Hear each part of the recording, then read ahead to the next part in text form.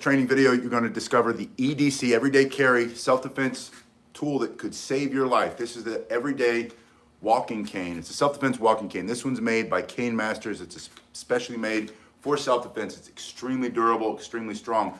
You can see what the dimensions are if you click the first link below. But this EDC self-defense tool could save your life. I'm going to show you immediately how to use it. We're going to roll in this bag. We're going to call this the threat. I'm going to make them a little bit taller because I want you to see the basic techniques. I'm going to adjust the angle a little bit. So let's say this is this groin area. From this position, you're holding your hand on your everyday self-defense tool, your walking cane. You can snatch it up right between the legs very quickly, very explosively, very fast. Hello, Joey. It's good to see you. You bring it up between the legs. The second motion from here, immediately throw the other hand on it. You can step in and thrust and create amazing amount of power going through the middle of his body into the soft tissue of his body, his solar plexus, his throat, his face, all for self-defense. Hello, GR Beck is in Liverpool, United Kingdom. So let's snap it up here, slice it here. You can turn and blast using that hard bar of oak or whatever material your walking cane is made out of, pushing right through the nose, the teeth, the mouth. Catherine says, thank you for your instruction. G. Carlton, good morning. It's good to see you. Snap, thrust, push. You can pull your elbow in, your front hand, and strike with the long part of the cane. You can take the other side and rake in through the soft tissue, the eye, remove the eye into the nose. David's here from Belfast. Hello, David. Pull the teeth out of his mouth. If you like self-defense technique like this, hello, Steve. Steve's in Florida. I'm in Florida. Steve, it's good to see you. Please give me a thumbs up, subscribe if you haven't done so already. Shane's here. Best regards from Shane. Shane, same to you. Thrust between the legs, simple push. This simple push, when you take a step, will create so much distance, so much power, it's going to stop him in his tracks. You're going to move him back, striking by turning the body, pushing and thrusting. Pull this side, breaking in across the face. These are just some of the basic techniques. Now, I want to show you, this is a question you've asked me a lot this week, is how do you use the walking cane? Now, normally my left hip hurts. Today it's my right hip. I've been moving pumpkins for the pumpkin patch down to the school. It's a fundraiser, and chucking these heavy pumpkins up into the dumpster every day that rot. So my hip is on fire right here. I would put the cane, you're gonna put your cane on the side that's not injured, and you'd move the injured side forward. As you move it forward, you're gonna follow it with the cane. So as you're stepping, we're walking this way, injured side is my right, your cane is on your left, you're gonna step with your right as you bring your cane forward, and they're going to be in line, and then you're gonna bring your strong side up. You could bring it through if you're a little bit stronger, but if you're just getting started, like you just had a knee surgery or hip surgery, or it's a new injury, you would start by, and this is gonna be about 4 inches away from your foot.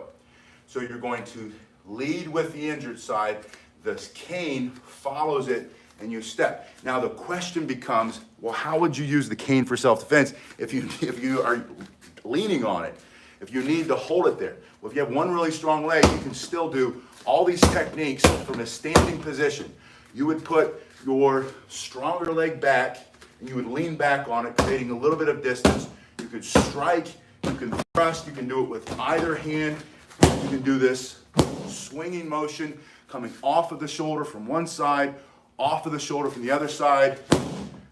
Angular strikes, you can come down on top, hit him in the head, knock him out, turn off his operating system. If the question is, if you lift your cane up off the ground, what happens if you fall down? Yeah, GR Beck says a little bit of hot and cold compression on the hip is gonna help. Thank you. I've also got my thumper, the Theragun. I'm gonna hit with that in a minute. It's just a tight muscle. I just gotta loosen it up. But so from here, my preference and my suggestion for you, because you've also said this to me a lot, those of you who use this cane every single day, that, oh, David says he just had a knee replacement. No one taught him how to use the cane. David, isn't that crazy? I get this question from people who have been using canes. What's the proper way to use it? Either because they, like yourself, you go in for knee replacement, they send you home with a cane and they never tell you, when you start to get up and walk around the house, here's how you use it. A good physio or a good physical therapist here in the States will do that but they don't all do that. I don't know if it just skips their mind or whatever. Some people walk with two canes. You can use two canes. You can lean on one for balance and strike with the other one. Thrust with the other one. You can bring this up across the body. You can see that by turning your shoulders and hips, you're still in a good, strong position. Here, you can bring this across. And I know some of you are in a wheelchair and you practice using the cane with the wheelchair. So you're not ambulating with it. You're not walking with your cane, but you have your cane with you. Maybe that helps you to get out of the chair, into another chair, or onto another seat. And you have your self-defense, your everyday carry self-defense tool that could save your life, the walking cane, self-defense walking cane. And from a seated position, all these techniques work too. Now, if you have your cane in this reverse grip instead of this grip, it's going to be easier on your wrist. You're going to find that not only will you be able to strike faster with it and stronger when the short side is coming out of your thumb, the crook, but you're also, when you lean against it, ergonomically, it's going to be in a stronger position. See how that kind of comes and makes a straight line from your arm all the way into the floor? When you turn it around, it tends to be back here, and it puts more stress in your wrist. And some of you know exactly what I'm talking about. You've been walking with a cane for a long time. You do get pain in that wrist. Simply turning it around will relieve a lot of that and make it easier for you to use. Also in this position, you can pop it up here very quickly and have this big fist or knuckle to thrust right into his face, reach up, snatch into that soft tissue of his body, maybe the shoulder, maybe his neck, maybe straight into his face and rake or pull.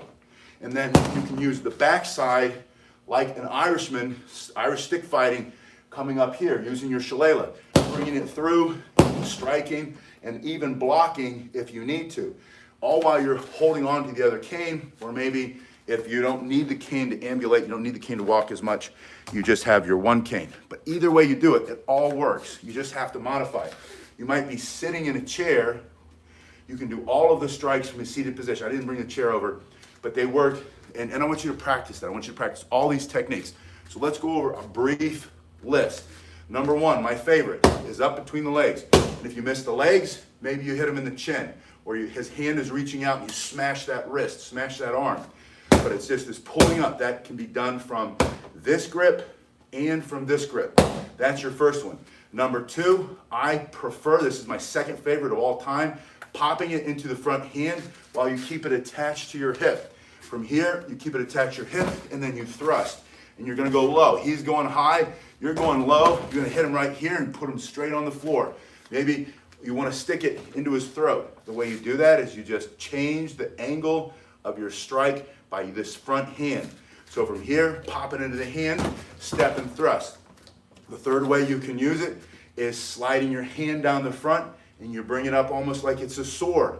You can now thrust straight into his face, pull to your shoulder, strike from one side, strike from the other side, maybe go to a knee, go into the hip. Maybe you have to defend against a vicious dog, smashing the snout. But from this position, thrust, striking, angles, thrusting, straight down on top. All of those can be done with two hands on it, strikes, maybe not this thrust, but play around with it. You'll see what works. You can do pretty much all of them with two hands. And anytime you have two hands on it, you have more control. When someone tries to take it from you, the key is locking it against your body. Anywhere you anchor your cane against your body with your back hand, when they grab the tip, you get your other hand on the front, either like this or like this. Either way works. And you're gonna make a twisting motion.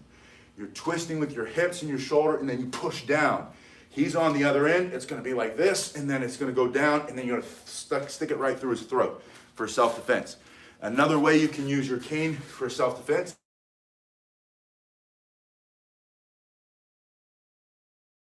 you're gonna turn it around, slide the hand down, and pick it up into this position, or you can pop it up like this. You have this pushing motion, put two hands on it like you're doing push-ups, thrusting through, raking. You can do it like a rifle butt attack or a bayonet thrust, coming up and straight through the body. Now there are many other ways to do it. You will see that sometimes I'll show you how to do this kind of spinning. And I want you to know that all of this spinning, as I teach, is for you to develop callus on your hands, get good spatial awareness, timing and distance. It's a good cardiovascular workout. It's good for proprioception, but none of that, for me, teaching you, none of that is gonna be for self-defense. Or you can even have it here, and you can do this kind of spinning, where you're holding the shaft, and you're going through, and you're spinning. You can go down, and you can go up, like you would a traditional weapon in martial arts. But again, I'm not teaching you these. These will make your strike stronger, but for self-defense, I want you to keep it simple. I don't want you to get into a spinning routine. I don't want you to try to get fancy and dance around. I want you to get in sure-footed, thrust, shove, strike, rip, rifle butt, right into the stomach using your big fist, your big knuckle there. You guys have been awesome. I'll see you in just a little bit. Please give me a thumbs up if you haven't already. Like and subscribe and all that good stuff.